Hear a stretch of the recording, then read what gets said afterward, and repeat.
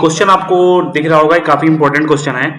और इस क्वेश्चन को पहले समझते हैं क्वेश्चन क्या कर रहा है, फिर उसके बाद सॉल्व करेंगे। तो क्वेश्चन आपका ये कर रहा है कि if a numerator of the fraction b increases by 50%, numerator कितना इंक्रीज कर रहा है, 50% इंक्रीज कर रहा है, एंड डिनोमिनेटर जो है आपका 28% डिक्रीज हो रहा है। और उसके बाद से जो आपका फ्रैक्शन है वो किसके इक्वल है, 25 डिवाइड बाय 36 के इक्वल है। आपसे क्या पूछा, find the original fraction.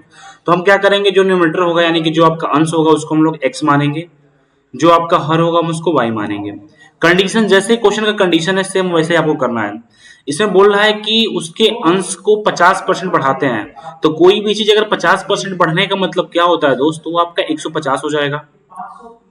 50% increase करने का मतलब क्या होगा, 50% अगर कोई भी चीज इंक्रीज कर रहा है इट मीन कि को 100 से कितना हो रहा है आपका 150 हो रहा है, सिंपल सा है। तो 150 इंक्रीज हो रहा है। उसके बाद से जो उसका हर है उसको 28% कम किया जा रहा है, यहाँ लिखा है 28% कम कर रहा है।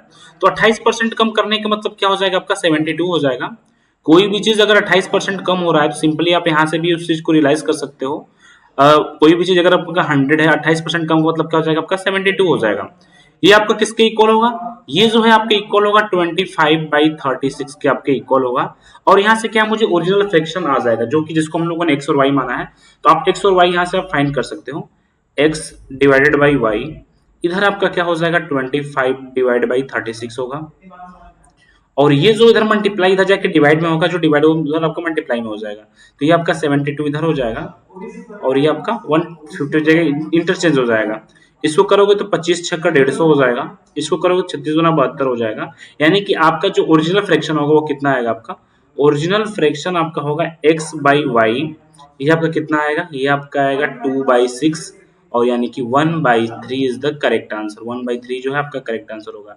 जो ओरिजिनल फ्रैक्शन है वो आपका 1/3 है। अगर आपको ये क्वेश्चन समझ में आया है तो सेम इसी पैटर्न का ये वाला क्वेश्चन का आंसर आप लोग कमेंट बॉक्स में दीजिए। धन्यवाद।